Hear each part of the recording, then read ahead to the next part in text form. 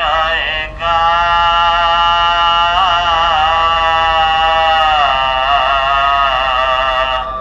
عزم کیجئے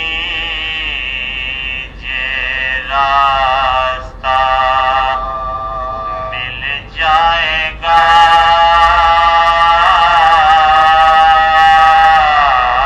اور سلسلے سے سلسلہ مل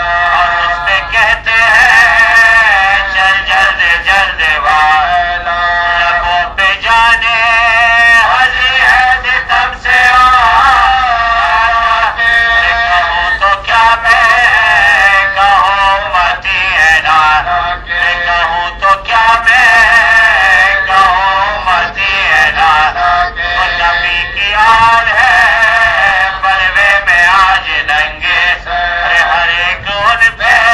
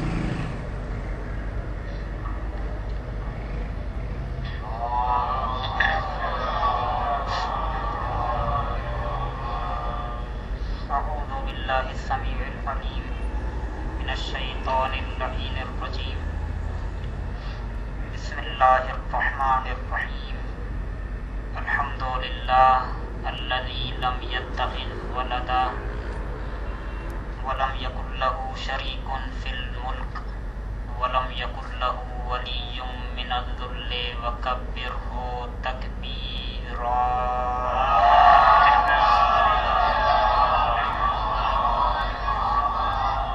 والصلاة والسلام والتحية والإكرام على حبيب قلوبنا وطبيب نفوسنا أبي القاسم محمد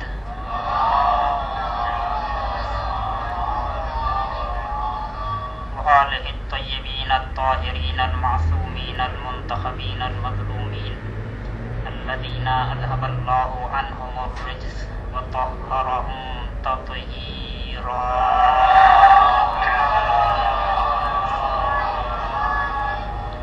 سيما بقية الله المنتظر والعدل المشتهر مجل الظلمة ومنير الحق واللعنة الدائمة على أعدائهم أجمعين إلى قيام يوم الدين. أما بعد فقد قال الله الكريم في الذكر الحكيم ومن يتق الله يجعل له مخرجا ويرزقه من حيث لا يحتسب ومن يتوكل على الله فهو حسبه إن الله بالغ أمره قد جعل الله لكل شيء قدرا. صلوات محمد.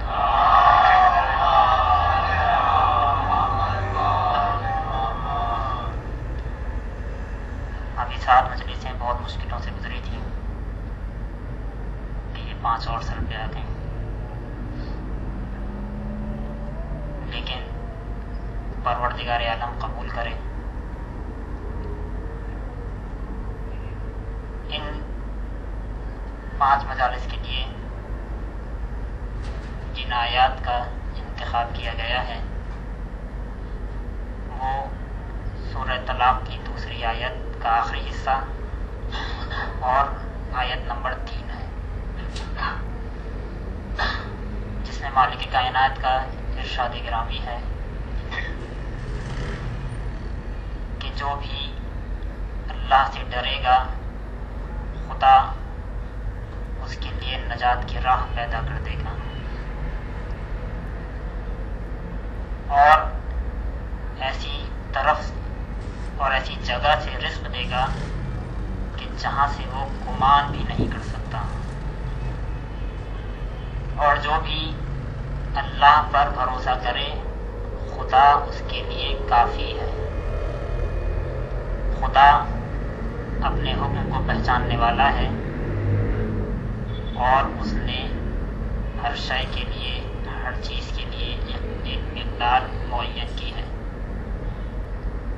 ان آیات کے حوالے سے جو موضوع زیر بحث رہے گا وہ ہے توکل اور متوکلین کی صفات. آپ حضرات کے سامنے اطمینان نفس پر بھی گفتگو ہو چکی ہے اور کمال انسان پر بھی گفتگو ہو چکی ہے. جب انسان اطمینان اور کمال کی منزل پر پہنچ جاتا ہے تب جا کر کے اس کے اندر ایک صفت پیدا ہوتی ہے جسے توکل کہا جاتا ہے. لیکن آج صرف اس موضوع کی اہمیت پر گفتگو ہوگی اور ذہنوں کو آمادہ کیا جائے گا باقی 4 مراحل کے لیے.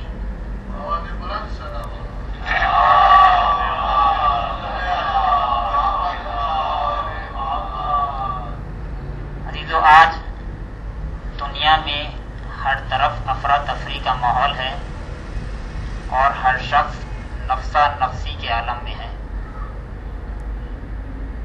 بھائی بھائی سے لڑ جاتا ہے، باپ کے دل میں بیٹے کی وہ محبت نہیں ہے جو ہونا چاہیے تھی. معذرت کے ساتھ یہ حقیقت ہے کہ جس کا انکار نہیں کیا جا سکتا. اور یہ بھی ذہن میں رہے کہ جو حقیقتوں کا انکار کرتا ہے اسے اصطلاح میں کافر کہا جاتا ہے. باپ کے دل میں بیٹے کی وہ محبت نہیں ہے جو ہونا چاہیے تھی، بیٹے کے دل میں باپ کا وہ احترام نہیں ہے جو ہونا چاہیے تھا، دوست دوست سے بگڑ جاتا ہے، بہنیں بھائی سے لڑ جاتی ہیں۔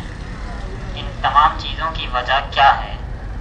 توجہ کیجیے گا، ہم آپ کو سوچنا ہوگا، تدبر کرنا ہوگا، غور کرنا ہوگا کہ یہ جو تمام برائیاں جنم لے رہی ہیں اور جو برائیاں اگلے مراحل میں جنم لیں گی، ان سب کی بنیاد کیا ہے؟ ایک بات جو سمجھ میں آتی ہے، بغیر تمہید اور بغیر مقدمہ گزارش کر رہا ہوں، ایک بات جو سمجھ میں آتی ہے وہ یہ کہ لوگوں نے ایک دوسرے سے امید باندھ لی ہے۔ یہ اس پر تکیہ کر لیتے ہیں، وہ اس پر تکیہ کر لیتے ہیں، یہ اس سے امید لگائے بیٹھے ہیں، یہ اس سے امید لگائے بیٹھے ہیں، ان کو ان سے غرض ہے، ان کو ان سے غرض ہے، ان سے ان کو مطلب ہے، ان کو ان سے مطلب ہے۔ یہ تمام برائیاں ہیں بہرحال جن کا انکار نہیں ہو سکتا۔ ہر کوئی ایک دوسرے سے امید لگائے بیٹھا ہے، حتیٰ ایک لفظ گزارش کر رہا ہوں، حتیٰ دنیا کا سب سے مقدس ترین رشتہ بندوں کے درمیان ہے ماں کا۔ کبھی کبھی ماں بھی بچے کی پرورش اس لیے کرتی ہے کہ بیٹا بڑا ہو، بچہ بڑا ہو تو میرا سہارا بنے۔ دل پہ ہاتھ رکھ کر کے بتائیے، یہ غرض نہیں تو کیا ہے؟ یہ غرض ہی تو ہے، یہ بڑا ہوگا تو میرا سہارا بنے گا، یہ بڑا ہوگا تو مجھے کما کر دے گا، یہ غرض ہے، مطلب ہے۔ معاف کیجیے گا، ہر کوئی ایک دوسرے سے امید لگائے بیٹھا ہے، ایک لفظ گزارش کر رہا ہوں، ہر کوئی ایک دوسرے سے امید لگائے بیٹھا ہے، لیکن جس سے امید لگانا چاہیے اس سے کوئی نہیں لگاتا۔ جو خود کہہ رہا تھا کہ آؤ میرے پاس آؤ، آؤ مجھ سے مانگو، میرے پاس سر جھکاؤ، میرے سامنے جھکو، مجھ سے بولو، مجھ سے مانگو، میرے سامنے گڑ گڑاؤ، مجھ سے سوال کرو، مجھ سے دعا کرو، میں تمہیں دوں گا۔ تمہیں ہم نے کیا نہیں دیا؟ توجہ کیجیے گا، تمہیں ہم نے کیا نہیں دیا؟ اس وقت کو یاد کرو جب تم لب بھی نہیں ہلا سکتے تھے، جب تم بول بھی نہیں سکتے تھے، اس وقت بھی ہم تمہیں دے رہے تھے، اس وقت بھی ہم تمہیں پال رہے تھے، اور جب تم بڑے ہو گئے، اپنے آپ کو کچھ سمجھنا شروع کر دیا اور تم نے تکبر کی بنیاد پر ہم سے مانگا نہیں، تب بھی ہم نے تمہیں دیا، کیونکہ نہ مانگنا تکبر کی علامت ہے، سر نہ جھکانا تکبر کی علامت ہے۔ جب تم بڑے ہو گئے، تم نے نہ مانگا، ہم نے اس وقت بھی تمہیں دیا۔ اگر نہ دیتے، ایسی بھی گفتگو ہونی چاہیے، اگر نہ دیتے تو دنیا کے آدھے سے زیادہ افراد بھوکے مر جاتے۔ ہم نے کہا آؤ ہمارے پاس آؤ، ہم سے مانگو، ہم تمہیں دینے والے ہیں۔ ارادہ نہیں کیا تھا، لیکن ایک بات ذہن میں آ گئی۔ عزیزو، ایک شخص ہے، چور ہے، عوامین سوسائٹی میں واقعے کو نقل کیا تھا، لیکن وہ حضرات یہاں پر نہیں ہے، لہذا گزارش کر رہا ہوں۔ ایک چور تھا، بادشاہ کے محل میں چوری کرنے گیا، سوچا کہ بادشاہ کے محل میں چوری کی جائے گی، پیسہ ہاتھ آئے گا، کچھ کرے گا۔ ابھی بادشاہ اور ملکہ سوئے نہیں تھے، اس نے انتظار کیا کہ دونوں سو جائیں تو ہم اپنا کام کریں، یعنی چوری کریں۔ چھت پر گیا، بادشاہ اور ملکہ کے سونے کا انتظار کیا، اتنے میں اس نے بادشاہ اور ملکہ کی گفتگو سنی۔ دونوں ایک دوسرے سے کہہ رہے تھے کہ ہماری شہزادی بڑی ہو گئی ہے، اب اس کی شادی کر دی جائے۔ کہا صحیح کہتی ہو، لیکن شادی کریں تو کس سے؟ کہا ہمیں نہ روپے کی ضرورت ہے، نہ دولت، روپیہ، پیسے، کسی چیز کی لالچ نہیں ہے، خدا کا دیا سب ہے، کوئی ایسا ہو جو متقی ہو، پرہیزگار ہو۔ کاش یہی بات ہماری بھی سمجھ میں آ جائے، کیا کوئی ایسا ہو جو متقی پرہیزگار ہو، اس سے شادی کی جائے۔ کہا صحیح ہے، لیکن آج کے زمانے میں متقی پرہیزگار آسان ہے، یعنی مشکل بھی نہیں ہے۔ کیا آسان سا طریقہ ہے، صبح وزیر کو بھیجو جو سب سے پہلے مسجد میں داخل ہو جائے۔ امت مسلمہ نے بھی یہیں پر دھوکہ کھایا، کہا جو سب سے پہلے داخل ہو جائے۔ کہا صحیح ہے، بڑا اچھا آئیڈیا ہے۔ یہاں پر دونوں کی بات تمام ہو گئی، توجہ کیجیے گا، دونوں کی بات تمام ہو گئی۔ وہ چور جو چوری کرنے آیا تھا، اس نے جلدی سے اپنے ارادے کو بدلا، گیا جا کر کے سر کو سجدے میں رکھ دیا۔ صبح بادشاہ نے اپنے وزیر کو بھیجا کہ جاؤ جا کر کے جو سب سے پہلے مسجد میں داخل ہو اسے لے آؤ۔ وہ آیا، آ کر کے دیکھا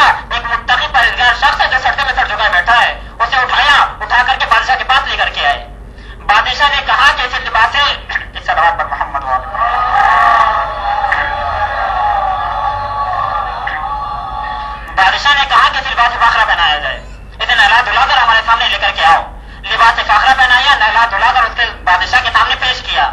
بادشاہ نے اپنا مدعا بیان کیا کہ ہم اپنی بیٹی کی شادی تم سے کرنا چاہتے ہیں. اب بتائیے اس کو کیا کہنا چاہیے تھا؟ اس کو جواب مثبت بھی دینا چاہیے تھا. وہاں بادشاہ نے کہا ہم اپنی بیٹی کی شادی کرنا چاہتے ہیں, اسے منع کر دیا. توجہ کیجیے گا, اس نے منع کر دیا. بادشاہ نے کہا تم اتنا دیں گے, کہا ہمیں شادی نہیں کرنی, کہا اتنی دولت, کہا شادی نہیں کرنی, اتنا روپیہ, اتنی سلطنت, یہاں تک کہ بات آدھی سلطنت تک پہنچ گئی. اور وہ کہتا ہے ہمیں کچھ نہیں چاہیے. توجہ کیجیے گا, اس نے کہا ہمیں کچھ نہیں چاہیے. کیوں؟ ایک صلوات پر محمد.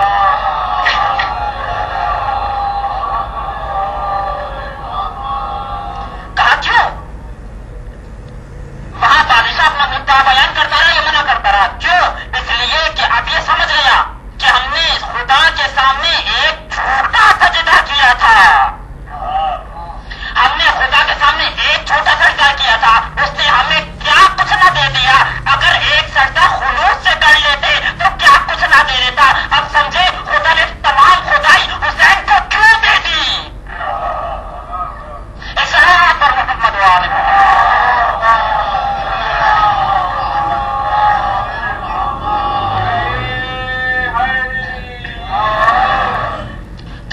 سامنے جھکو, تم ہمارے سامنے سر جھکو, پھر دیکھو ہم تمہیں کیا کچھ نہیں دیتے. تم نے ان سے امیدیں لگائیں جو خود اپنا بھی کچھ نہیں کر سکتے تھے. اور یہ آج کے زمانے کی بات نہیں ہے, یہ 1400 سال پرانا چکر ہے. آپ دیکھیے جب اسلام مال بانٹ رہا تھا, کتنے محبت کرنے والے پروانے تھے, کتنے محبت کا دم بھرنے والے تھے جو شمع رسالت کے گرد گھوم رہے تھے. کیوں؟ اس لیے کہ ابھی رسالت سے کچھ مل رہا تھا. لیکن جہاں اس رسالت نے کچھ مانگا, جتنی تیزی سے آئے تھے اتنی تیزی سے واپس. کہ جس کو دیکھنے والے نے دیکھا تو کہا کہ مال اسلام نے بانٹا تو چلی بھیڑ کی بھیڑ, اور خون اسلام نے مانگا تو 72 نکلے. یہ چکر پرانا ہے. تم آؤ ہمارے سامنے جھکاؤ, ہم پر توکل کرو, ہم سے مانگو, ہم تمہیں دیں گے. ہم نے تمہیں اس وقت بھی دیا جب کوئی کچھ نہیں کر سکتا تھا. لیکن آؤ تو, بولو تو, سوال تو کرو. پھر لب ہلانے کا مطلب مانگنا نہیں ہے, معاف کیجیے گا. خدا نے جناب موسیٰ کو کہیں بھیجا, یہیں سے مسائل کی منزل. جناب موسیٰ کو کہیں بھیجا, کہا موسیٰ جاؤ. موسیٰ جانے لگے, دل میں خیال پیدا ہوا اہل و عیال کی طرف سے, ہمارے بعد ان کا کیا ہوگا. خدا نے کہا موسیٰ جاؤ فلاں مقام پر, اپنے عصا کو پتھر پہ مارو. موسیٰ نے عصا کو پتھر پہ مارا, پتھر 2 ٹکڑے ہوا. اس کے اندر ایک اور پتھر, کہا موسیٰ اس پہ بھی مارو. اس پتھر پہ مارا, وہ بھی 2 ٹکڑے ہوا. اس کے اندر ایک اور پتھر, موسیٰ اس پر بھی مارو. اس پر مارا, وہ بھی 2 ٹکڑے ہوا. دیکھا کیڑا ہے, کیڑے کے منہ میں دانا ہے. کہا موسیٰ جب ہم اس چھوٹے سے کیڑے سے غافل نہیں تو تمہارے اہل و عیال سے کہاں غافل ہو سکتے ہیں. اسی چیز کو شاید محسوس کیا تھا حسین بن علی نے. ہم نہ ہوئے تو کیا ہوا, خدا تو ہمارے ساتھ موجود ہے. اور پھر خدا نے کیا نہ دیا حسین بن علی کو, سب قربان کر دیا, کچھ نہ رکھا اپنے پاس. اور جب سب قربان کر چکے اور اپنی جان دینے کا وقت آیا, یا یوں کہوں کہ جب وہ وقت آیا کہ جب نہ لاشا زمین پر تھا نہ لاشا آسمان پر تھا,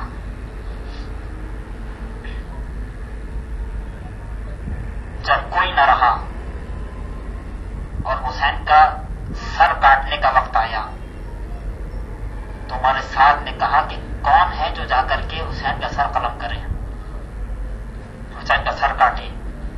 سب نے کہا ہمارے ساتھ, ہم میں اتنا دم نہیں ہے, ہم حسین کا سر تن سے جدا نہیں کر سکتے. اور ہمارے ساتھ اگر حسین کا سر کاٹا ہم پر عذاب آئے گا.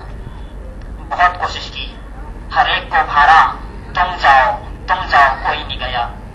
کسی نے کہا ہمارے ساتھ, ہمارے ساتھ ایک نصرانی آیا ہے، اسے خنجر دے تو وہ جا کر کے حسین کا سر کاٹے گا۔ نصرانی کو خنجر دیا گیا، اس نے خنجر لیا، سوچتا ہوا چلا کہ اس کا بھائی مارا گیا، اس کا بیٹا مارا گیا، اس کے بھانجے مارے گئے، اس کے بھتیجے مارے گئے، اور جب آخری وقت آیا تو اسے بھی قتل کرا رہے ہیں۔ یہ سوچتا ہوا چلا، حسین کے پاس آیا، ایک لفظ پوچھا، اے شہید بتاؤ تم کون ہو، اے شہید بتاؤ تم کون ہو۔ حسین کا کوئی جواب نہیں آیا۔ اس نے پھر پوچھا، اے شہید بتاؤ تم کون ہو، ہم پوچھنا چاہتے ہیں، وہ تمہیں قتل کرانا چاہتے ہیں۔ پھر حسین کا کوئی جواب نہ آیا۔ اس نے کہا، اے شخص، تمہیں اس کا واسطہ جسے تھوڑی دیر پہلے تم نے دفن کیا تھا۔ پھر بھی حسین کا جواب نہیں آیا۔ نہ تمہیں اس کا واسطہ جس کے کلیجے سے تم نے پرچی نکالی تھی، پھر بھی کوئی جواب نہیں آیا۔ تھا اس کا واسطہ کہ جس کے بھی تم نے شانے اٹھائے تھے، پھر بھی حسین کا کوئی جواب نہ آیا۔ تب وہ ہر طرف سے مایوس ہو گیا کہ اب تو کوئی سہارا نہ رہ گیا۔ اس نے سوچا، حسین کا سر کاٹوں یا عذاب لے لوں۔ یہ سوچتا ہوا جب اس نے اس کے ذہن میں یہ خیال ابھرا، اس کی نظر خیمے کی طرف گئی، ایک لفظ کہا، اے شہید، تمہیں اس کا واسطہ جو خیمے کے در پہ کھڑی ہے، اے شخص، تمہیں اس کا واسطہ جو خیمے کے در پہ کھڑی ہے۔ اتنا سننا تھا، اب حسین سے نہ رہا گیا، آنکھوں کو اٹھایا، ارے ہم رسول کے بیٹے، ہم فاطمہ کے جائے، ہم فاطمہ کے لخت جگر۔ اتنا سننا تھا، تلوار کو نکالا، ارے تم نے کس کو قتل کرانے بھیجا ہے؟ یہ تو رسول کا جایا ہے، یہ تو فاطمہ کا لخت جگر ہے۔ تلوار کو نکالا، سب کو قتل کرتا ہوا چلا، اور وہ وقت بھی آیا جب وہ نصرانی گرا، اور جب نہیں حسین نے کہا ہوگا، اے نصرانی نہ گھبرا، اب میں تو نہ رہ گیا، لیکن میری ماں فاطمہ جو تم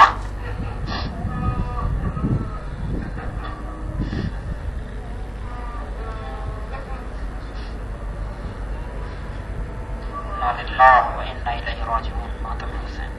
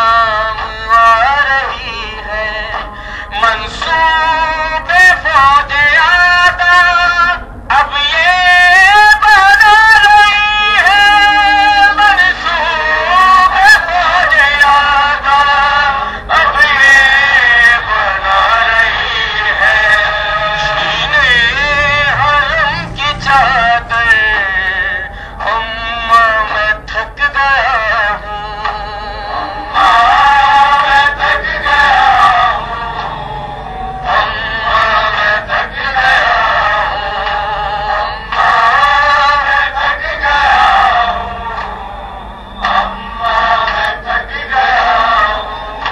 ऐ अम्मा ये न पूछो क्या हो गया मुझको, तुम खुद ही जख्म अकबर मैदान में आके देखो, तुम खुद ही जख्म अकबर मैदान में आके देखो। काबू नहीं है दिल पर, अम्मा मैं थक गया हूँ, अम्मा मैं थक गया हूँ,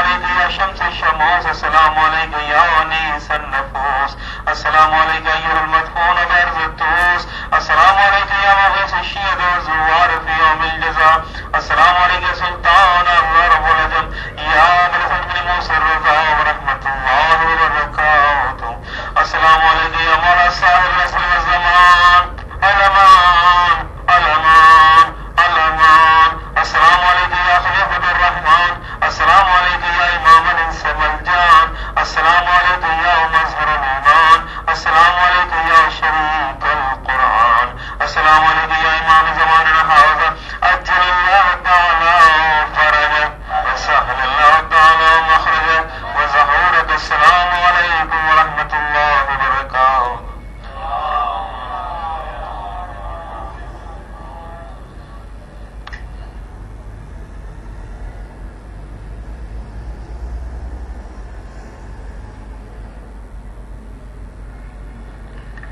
مومنین، اسی مکان میں روزانہ اسی وقت